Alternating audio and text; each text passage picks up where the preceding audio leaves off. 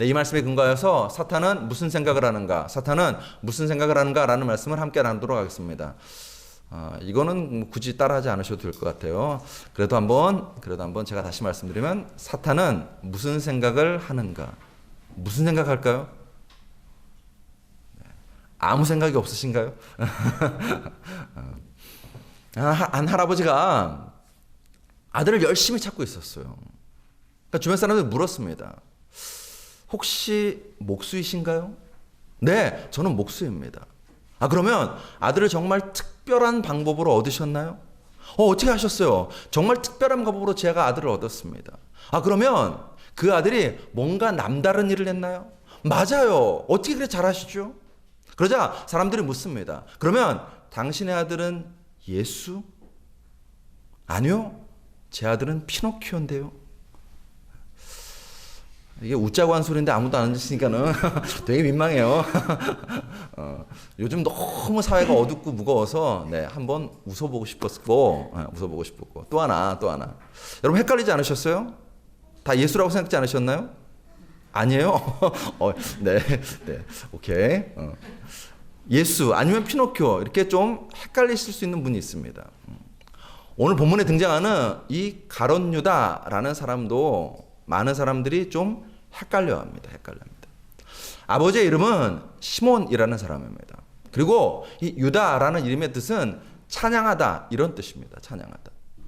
왜 앞에 가롯이라는 지명이 붙었냐면은 그 원인은 이 예수님의 12제자 중에서 또한 유다가 또 있었습니다. 그러니까 유다가 두 명이니까는 두 명의 유다를 구별해 주기 위해서 한 사람 앞에는 가롯이라는 지명을 붙여준 것입니다.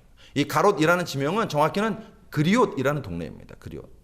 12제자 중에서 11명은 북쪽 사람들입니다. 근데 이 가롯 유다만 남쪽 사람입니다. 좀 특별하죠. 성경은 이 가롯 유다에 대해서 이렇게 평을 해주고 있습니다. 12 중 하나. 두 번째는 예수를 파는 자. 세 번째는 돈꾀를 맡은 자. 네 번째는 도둑이라고 평합니다. 12 중 하나라는 평 빼고는요, 대부분 다 좋지 않습니다. 이 가룟 유다에 대한 예수님의 평도 그렇게 썩 좋지 않습니다. 예수님께서 이 가룟 유다에 대해서 이렇게 말씀하셨습니다. 마귀.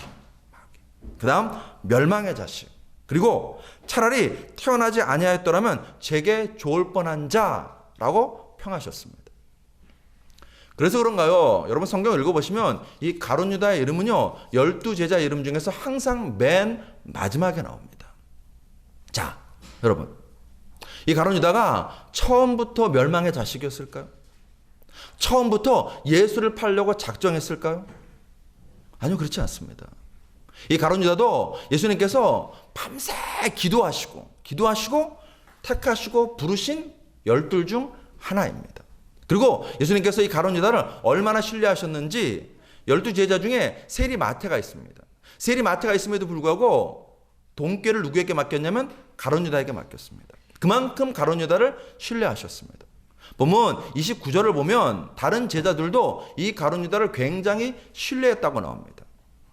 그리고 이 가룟 유다는 나름대로 양심도 살아있던 인물입니다. 마태복음 27장 3절로 4절에 보시면 그때 예수를 판 유다가 그의 정죄됨을 보고 스스로 뉘우쳐 그 은 30을 대제사장들과 장로들에게 도로 갖다 주며 이르되 내가 무죄한 피를 팔고 죄를 범하였도다 하니. 가룟 유다는요, 안타까워했습니다. 내가 잘못했구나, 엉뚱한 짓을 저질렀구나, 이런 애타는 마음이 있었습니다. 그래서 그런가요? 역사는, 사람들은 이 가룟 유다를 좀 헷갈려합니다. 혹자는 이 가룟 유다에 대해서 진정한 애국자라고 평하는 사람들도 있습니다. 무슨 얘기냐면 가룟 유다가 정말 예수를 팔려고 작정해서 판 것이 아니라 예수님을 자극해서 나라와 민족을 위해서 분연히 일어나시기를 촉구했다는 것입니다.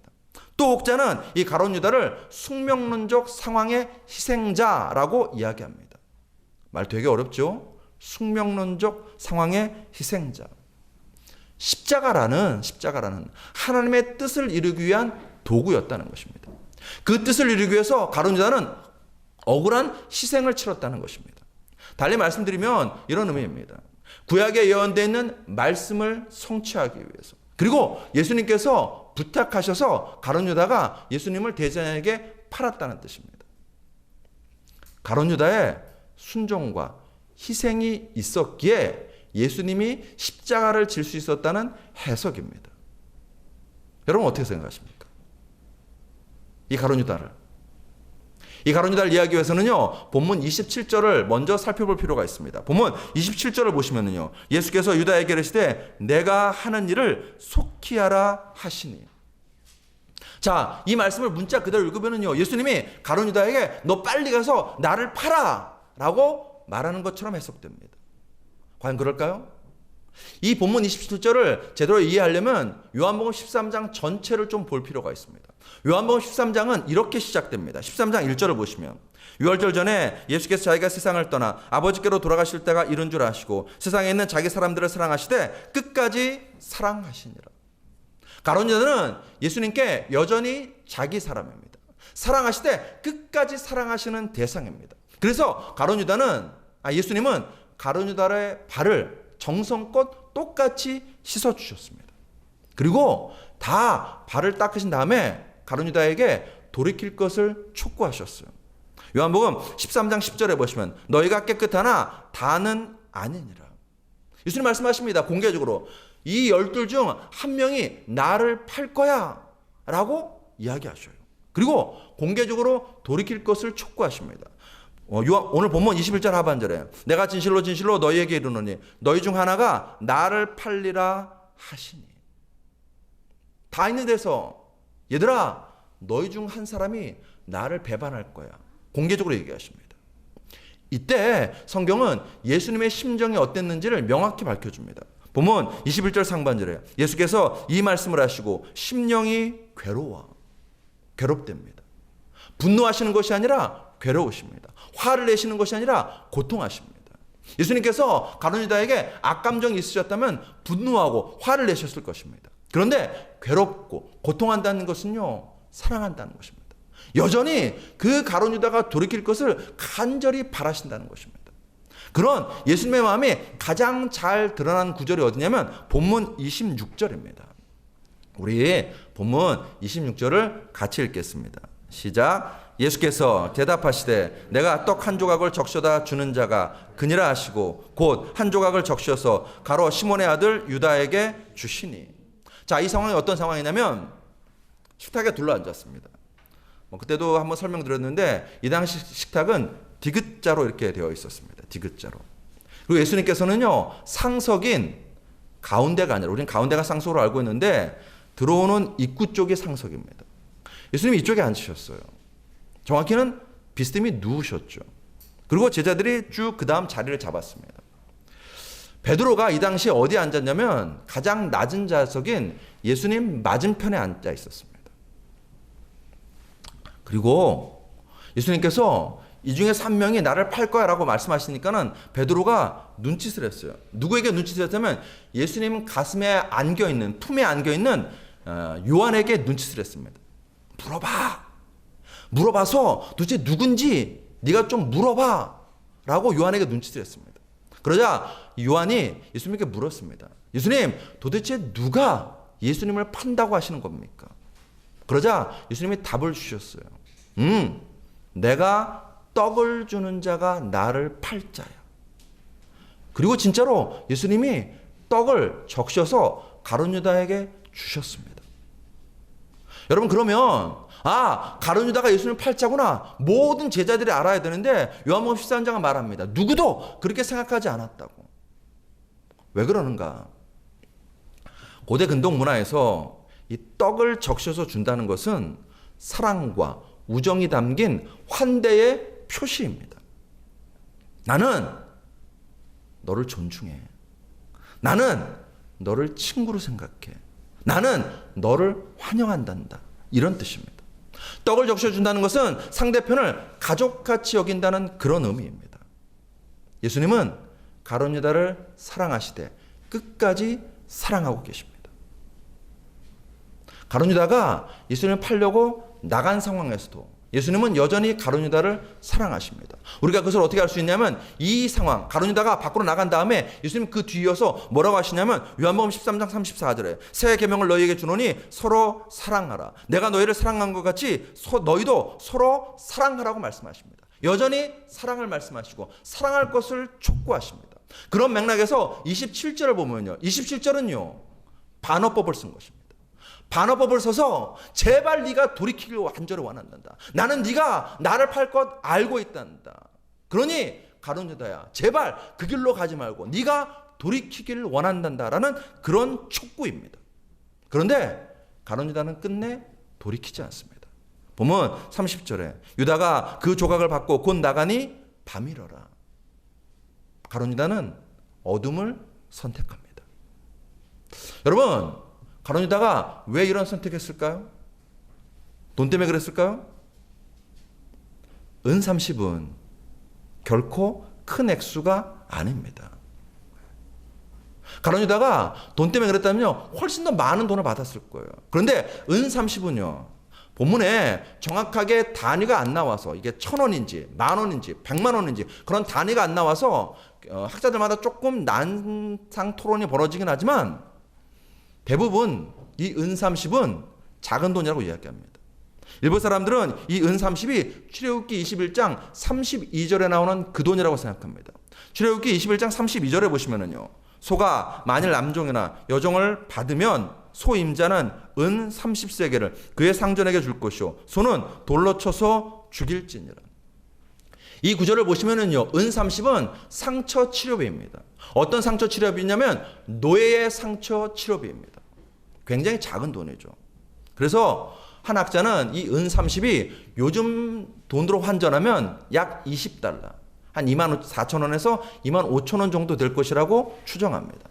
굉장히 작은 돈입니다. 만약 가룟 유다가 돈을 탐냈다면 나중에 우리가 아는 것처럼 예수님 팔고 난 다음에 그 돈을 다시 돌려주지 않죠. 자, 그러면 왜 가룟 유다는 예수님을 팔게 되었을까요? 어떻게 가룟 유다는 예수님을 팔게 되었을까요? 요한복음은 두 가지 이유를 우리에게 알려줍니다. 요한복음 13장 2절에 보시면 마귀가 벌써 시몬의 아들 가룟 유다의 마음에 예수를 팔려는 생각을 넣었더라. 27절에서는 조각을 받은 후 곧 사탄이 그 속에 들어간지라. 자, 여기 굉장히 중요한 단어들이 이제 등장하는데 하나는 마귀입니다. 두 번째는 사단입니다. 세 번째는 마음입니다. 네 번째는 생각입니다. 생각. 여러분, 성경은 그리고 예수님은 사단의 존재를 인정하십니다. 사단이 지금도 활동하고 있다고 말씀하십니다. 그리고 그 사단이 우리의 인격을 사로잡으려고 침투해 들어온다고 이야기하십니다. 예수님의 비유인 마태복음 12장 45절에 보시면은요. 이에 가서 저보다 더 악한 귀신 7을 데리고 들어가서 거하니 그 사람의 나중 형편이 전보다 더욱 심하게 되느니라. 사단이 우리의 인격에 들어와서 거합니다. 자, 그러면 이 사단이 우리의 인격에 들어와서 어떻게 우리를 공격하는가? 오늘 본문을 보시면은요. 가룟 유다에게 먼저 1단계 마귀가, 정확히는 마귀들입니다. 여러분과 제가 이것까지 알 필요는 굳이 없을 것 같은데 성경을 보시면은요. 마귀는 대체로 복수로 표현되어 있습니다. 들이에요. 사단은 단수로 표현되어 있습니다. 무슨 얘기냐면 마귀들은 졸개고 사단은 우두머리 그런 격입니다. 이렇게 성경 읽어보면 그런 좀 구별이 되어 있습니다. 모르셔도 돼요. 네, 모르셔도 되는데 여하튼 마귀가 맨 처음에는 마귀가 여러분과 저에게 생각을 던져줘요.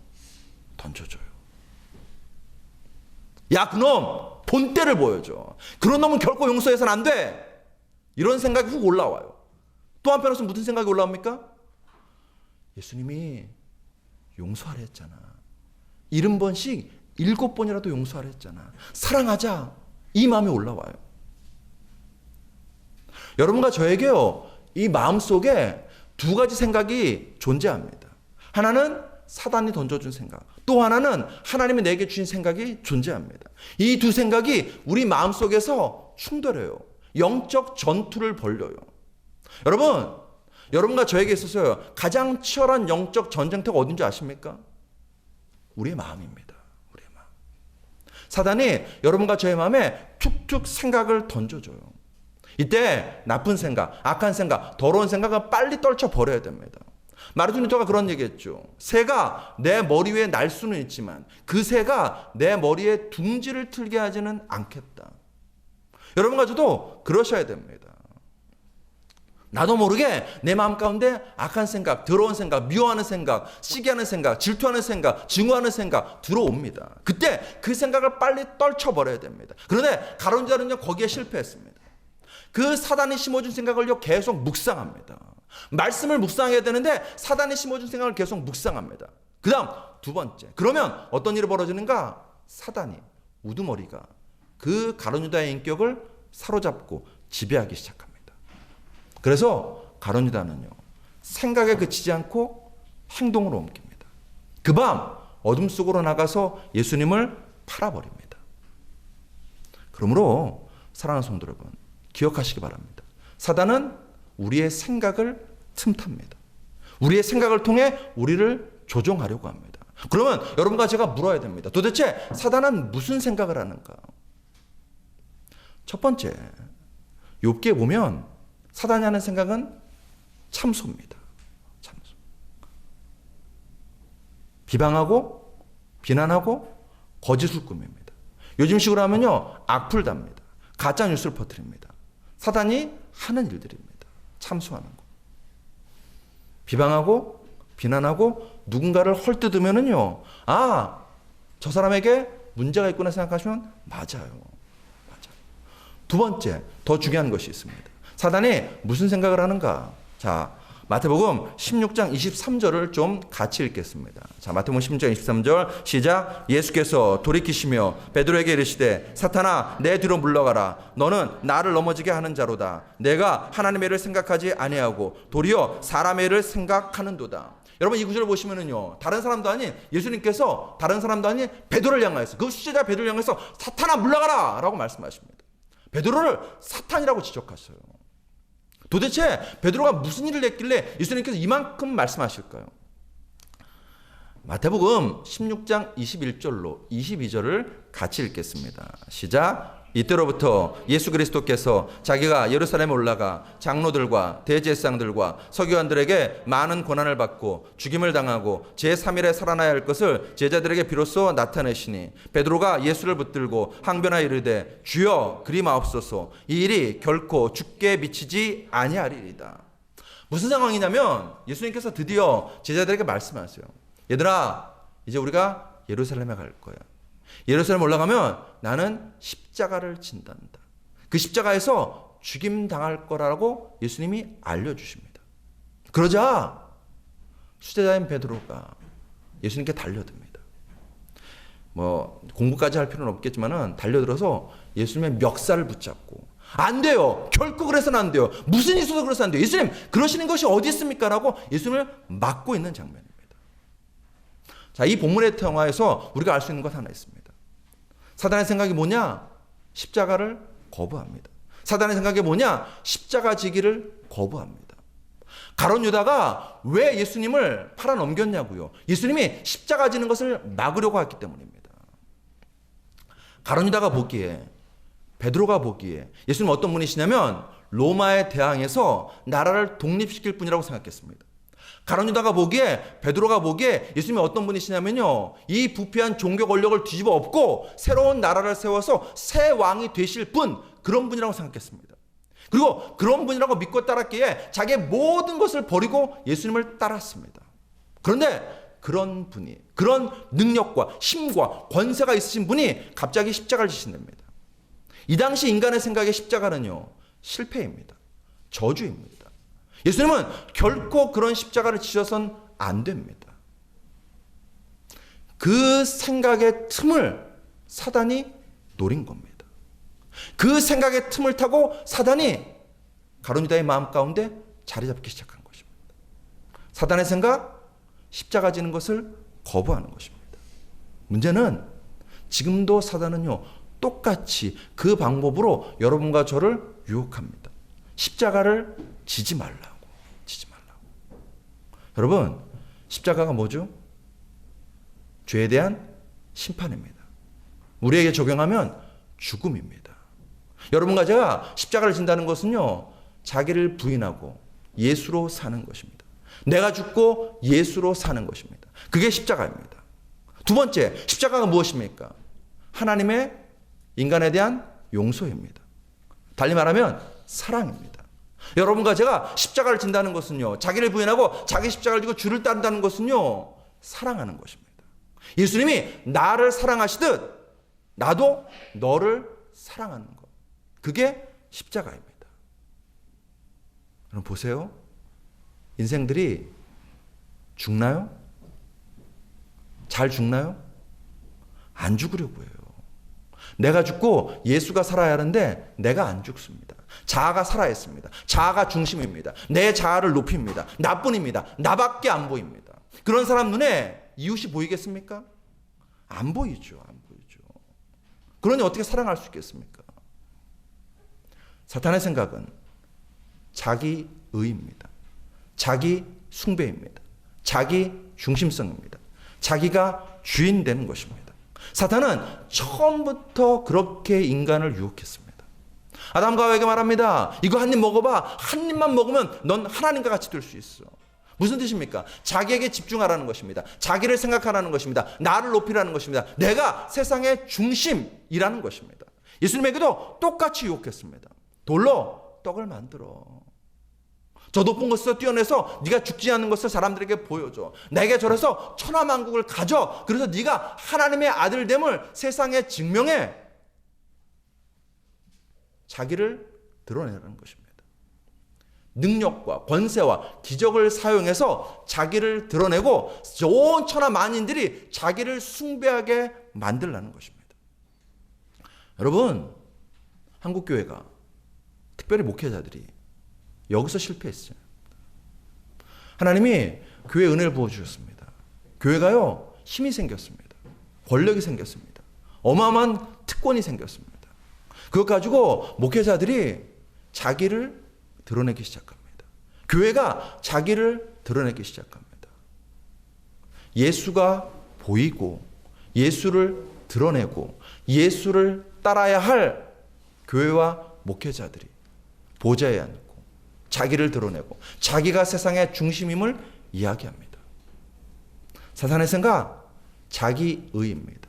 자기 중심성입니다. 자기 숭배입니다. 자기가 주인 되는 것, 이거 사탄의 생각입니다. 사탄은 지금도 여러분과 저에게 이런 방법으로 우리의 생각을 틈탑니다. 제가 지난주에 잠깐 예배에 대해서 말씀드렸어요. 지난주 얘기를 조금만 더 이어서 좀 해보고 싶습니다. 지금 이제 뭐 한국 교회 안에 한쪽에서는 무슨 일이 있어도 모여서 예배 드리자는 사람들이 있습니다. 또 한쪽에서는요, 이 시국에 왜 교회가 자꾸 모이려고 하냐고 그런 분들도 있습니다. 누가 옳다 그르다 얘기하는 게 아니라 문제는 세상 사람이 그런 얘기 관두고 교회 안에서 성도들끼리요, 자기 입장에 서서 상대를 디스해요. 상대를 비난해요. 공격해요. 저만 그렇게 느낀 줄 알았는데 한 자매님도 똑같이 느꼈던 것 같아요. 카톡에 이런 글을 남겼더라고요. 예배를 드리는 것, 드리지 않는 것, 이런 걸로 분열되고 서로를 정죄하는 분위기가 되지 않고 주 안에서 한 형제 자매로 이 어려움을 기도로 함께 극복하는 우리 교회와 한국교회가 되기를 기도합니다. 나는 옳고 너는 틀렸다고 서로 비난하고 정죄하고 팔을 가르는 것은 누구 생각일까요? 예수님이요, 그렇게 바리새인들을 꾸짖으셨던 이유가 여기에 있습니다. 여러분 성경 읽어보십시오. 또 문헌을 찾아보십시오. 바리새인들의 말은요 다 옳아요. 틀릴만하지 않습니다. 문제는 뭐냐면 그 옳은 말로 상대를 공격합니다. 상대를 비난합니다. 상대를 정죄합니다. 그리고 그렇게 상대를 비난하고 정죄하는 것을 통하여서 자기 의의를 드러냅니다. 주여 하나님, 저 세리와 같지 않음을 내가 감사하나이다. 그러고 있습니다. 여러분과 저도 혹시 그러고 있지 않을까요? 아, 왜 저 사람들은 교회에서 모이지 말라는데 이렇게 모여서, 또 반대편에서는 어떻게 기독교인이 예배가 생명보다 더 중요한데 예배를 안 드려? 그렇게 비난하지 않나요? 그렇게 정죄하지 않나요? 여러분, 여러분과 제가 이 시국에 정말로 가슴 아파해야 될 것은 무엇이냐면요, 예배를 잃어버린 영혼들입니다. 예배를 잃어버린 영혼들. 예배자의 삶을 살지 못하는 영혼들입니다. 저는 믿어요. 예배를 드릴 분들은요, 무슨 수를 쓰든 드립니다. 모여서 드리든 흩어져서 드리든 무슨 수를 쓰든 드려요. 근데 문제는요, 그러지 못한 분들이 있어요. 그러지 못한 분들. 제가 금요일 날 이제 여러분한테 카톡으로 올려드렸잖아요. 우리 교회 이번 주는 어떻게 할 거야 라고 올려드렸잖아요. 그러고 난 다음에 좀 있다가 한 청년한테 저한테 문자가 왔어요. 카톡이 왔어요. 뭐라고 왔냐면, 목사님, 제가 요즘 코로나 때문에 겁먹어서 많이 흔들리는 것 같아요. 이번 주 주말에는 유튜브로라도 예배 꼭 드릴 수 있게 기도해 주세요. 목회자로서 제일 고민되는 부분이 이런 지점입니다. 이런 지점. 이제 찾아봤어요. 이 청년 카톡은 나중에 온 것이고, 제가 설교 이제 주초에 준비할 때 좀 찾아봤어요. 과연 지금 이 상황에서 한국교회가 어떻게 예배 드리고 있는지, 좀 이렇게 기록이 있는지, 조사한 게 있는지 찾아봤더니 다행히 있더라고요. 목회 데이터 연구소에서 2월 24일과 2월 25일에 물었어요. 성인 18세에서 69세 사이에 있는 성인 남녀를 대상으로 물었습니다. 뭘 물었냐면, 금주는 2월 23일 주일입니다. 2월 23일 주일에 교회를 출석하셨습니까? 라고 물었어요. 물었더니 참석, 출석 43%, 불출석 57% 이렇게 나왔어요. 꽤 많이 교회 안 나오셨죠? 그 다음 또 물었습니다. 그러면 교회 안 나가셨는데 예배는 드리셨나요? 또 물었습니다. 예배를 드렸다 62%, 안 드렸다 38%입니다. 교회 불출석자 중에서 62%는요, 인터넷 또는 방송으로 예배를 드렸습니다. 감사하죠. 근데 문제는 뭡니까? 38%는요, 예배를 안 드렸어요. 못 드렸어요. 10명 중으로 따지면요, 약 2명 됩니다. 20%입니다. 이게 2월 말 상황이었습니다. 지금은 더 늘었을까요? 안 늘었을까요? 여러분, 여기에다가 작은 교회나 개척교회 현실을 더하셔야 돼요. 작은 교회들은요, 개척교회들은요, 무슨 뭐 인터넷 방송? 여러분 지금 보시는 것처럼 우리도요, 이렇게 예배를 송출할 수 있는 환경이 안 됩니다. 장비가 안 갖춰져 있어요. 그러면 교회에서 모이지 않으면 예배 못 드려요. 못 드려요. 두 번째, 더 큰 문제는 뭐냐면요, 교회가 혹 장비를 갖추고 시설을 갖추고 프로그램을 갖추어서 예배를 송출해도 유튜브가 뭐예요? 난 데이터가 없는데, 우리 집은 와이파이가 안 터지는데, 인터넷성 연결이 안 되는데, 이런 분들이 있습니다. 이런 분들. 더 큰 문제 뭔지 아십니까? 아이들입니다. 큰 교회든 작은 교회든요, 지금 아이들에 대한 대책은요, 거의 없다고 보면 맞습니다. 맞아요. 그러면요, 지금 상황은요, 예배를 안 드리신 분들이 훨씬 더 많아요. 정확히 표현하면 안 드렸다가 아니라 안 드리거나 못 드린 분들이요, 훨씬 더 많습니다. 여러분과 제가 그분들에 대한 고민이 있으셔야 돼요. 아픔이 있으셔야 됩니다. 여러분, 예배를 잃어버리면 어떻게 될까요? 영혼을 잃어버립니다. 영혼을 잃어버립니다. 되게 금세예요. 한 주, 두 주 예배 빠지면은요, 예배 안 드리면은요, 금세 신앙에서 멀어집니다. 멀어져요. 여러분들은 정말 신실하셔서 안 해보셨죠? 해보세요. 한두 주만 예배 빠지면은요, 예배 안 드리면은요, 금세 신앙이 흐려집니다. 흔들립니다. 그래서 우리 교회도 되지도 않는 장비 가지고 예배를 송출하는 거예요. 아마 지금 유튜브로 예배 드리신 분들은요, 되게 불편할 거예요. 수요 예배 드리자고 mp3 파일 올려드리는 이유가 어찌하든지 간에 우리의 신앙을 지키자고. 여러분 지키셔야 됩니다. 그리고 여러분 권해 주십시오. 주변에 정말로 여러분과 제가 대한민국을 사랑하시고 한국교회를 걱정하신다면요, 주변에 있는 내 옆에 있는 친구들, 동료들, 후배들, 선배들 물어보시고 확인해 주셔야 됩니다. 너 예배 드렸니? 우리 예배 드리자. 개인 예배 드리자, 가정 예배 드리자, 인터넷으로라도 예배 드리자라고 자꾸 권면해 주시고 기도해 주셔야 됩니다. 그러실 거죠? 그러셔야 돼요. 진짜로 제가 목회 경험 보면은요, 예배 한두 주 빠지면은요, 금세 신앙 잃어버립니다. 하나님 잃어버립니다. 금세 세상에 취합니다. 사랑하는 성도 여러분, 기도해 주시기 바랍니다. 여러분과 제가 정말로 주님의 마음과 주님의 생각을 품고 있다면 하나님, 한국교회 모든 성도들이 흩어진 자리에서 주일 예배 잘 드릴 수 있도록, 삶의 자리에서 매일매일 하나님을 찾는 성도들 될 수 있도록, 이 위기가 도리어 기회가 될 수 있도록 역사해 달라고 기도하는 여러분과 저 될 줄로 믿습니다.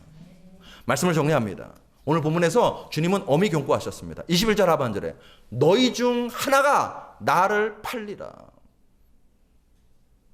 여러분, 이 말 여러분과 제가 좀 무겁게 받아들였으면 좋겠습니다. 여러분과 제가요, 사단의 생각에 사로잡히면 여러분과 저도 나도 모르는 사이에 예수를 팔 수 있습니다. 사단의 생각이 뭐라고요? 자기의입니다. 자기 중심성입니다. 자기가 주인됨입니다. 나만 옳다고 생각하는 겁니다. 사단의 생각이 뭐냐고요? 참소하는 것입니다. 비방하는 것입니다. 비난하는 것입니다. 정죄하는 것입니다. 상대에 대해서 악플을 달고 상대에 대해서 가짜 뉴스 퍼뜨리는 것입니다. 여러분과 저는요, 주님께 속한 자입니다. 주님의 생각, 십자가입니다. 십자가가 뭐라고요? 나에 대해서는 철저하게 죽는 것입니다. 십자가가 뭐라고요? 너에 대해서는 예수님이 우리를 사랑하시듯 너를 끝까지 사랑하는 것, 그게 십자가인 줄로 믿습니다. 우리의 매일이 어디에 접속되어 있습니까? 우리의 생각이, 우리의 마음이, 우리의 뜻이 어디에 접속되어 있습니까? 우리가 매일매일 네트워킹하는 것은 무엇입니까? 주님의 생각이십니까? 사단의 생각이십니까? 기독교는 오름의 종교가 아니라 살리는 생명입니다. 기독교는 오름의 종교가 아니라 살리는 생명입니다. 생명을 살리면 그게 오름입니다. 전염병 때문에 죽음의 공포가 덮친 이 땅에 여러분과 제가 주님의 생각에 접속되어서 주님의 마음을 품고 생명의 씨를 심는 여러분과 저 되시길 주 이름으로 축복합니다. 하나만 더 이야기하고 말씀 마치겠습니다. 두 친구가 카페에서 만나기로 했습니다. 한 친구가 먼저 왔어요. 늦게 온 친구가요, 오는데 문을 열고 들어오는데 꽃다발을 사들고 들어온 것입니다. 그러니까 먼저 온 친구가 대본에 묻습니다. 너 꽃다발 어디서 샀어? 저 문 앞에 있는 카페 하면은 할머니한테 샀지. 꽃을 든 친구가 말합니다. 할머니 손녀가 아프대잖아. 병원비가 없대잖아. 그러자 이 친구가 말합니다. 너 속았어. 저 할머니에게 아픈 손녀 없어. 이 바보 멍충아. 그때 이 친구가 뭐라고 했을까요? 그래? 천만 다행이다. 이 친구는요, 그 할머니에게 속아서 꽃을 산 게 분통 터뜨리는 것이 아니라, 그 할머니에게 아픈 손녀가 없다는 것에 천만 다행이라고 얘기하는 겁니다. 요즘 우리 사회가요, 서로 공격하고, 서로 팔을 나누고, 서로 정죄하고, 서로 혐오하고, 네 탓, 내 탓을 가리고 있습니다. 마음이 시베리아 찬바람을 불고 있습니다. 여러분과 제가 조금 마음이 따뜻했으면 좋겠습니다. 야, 그래? 천만 다행이다. 그렇게 말할 수 있는 좀 마음의 여유와 따뜻함을 갖는 여러분과 저 되시길 여러분을 축복합니다. 그게 주님의 마음인 줄로 믿습니다. 기도하시겠습니다. 하나님, 우리 한 사람 한 사람 주 앞에 서기 원합니다. 우리 영혼들이 어떤 삶의 자리에 있든지 간에 모이면 모인 자리에서, 흩어지면 흩어진 자리에서 주님을 찾고 주님을 구하고 주의 얼굴을 바라보고 주님을 예배하는, 주님을 찬양하는 저희들 다 될 수 있도록 역사하여 주시옵소서. 아버지 하나님, 흔들리는 심령마다 진실로 주의 성령의 바람이 불어서 말씀이 그 어느 때보다도 꿀보다 더 달게 도와주시옵시고, 하나님의 음성이 선명하게 들려주게 도와주시옵시고, 하나님을 예배함이 이 세상에서 가장 귀하고 전부임을 깨닫고 누리는 저희들 다 될 수 있도록 역사하여 주시옵소서. 이 어려운 시대, 이 위기가 도리어 교회가 새로워지고 우리의 신앙이 새로워지는 은혜가 역사가 될 수 있도록 복내려 주시옵소서. 예수 그리스도 이름으로 감사하며 기도드렸사옵나이다. 아멘.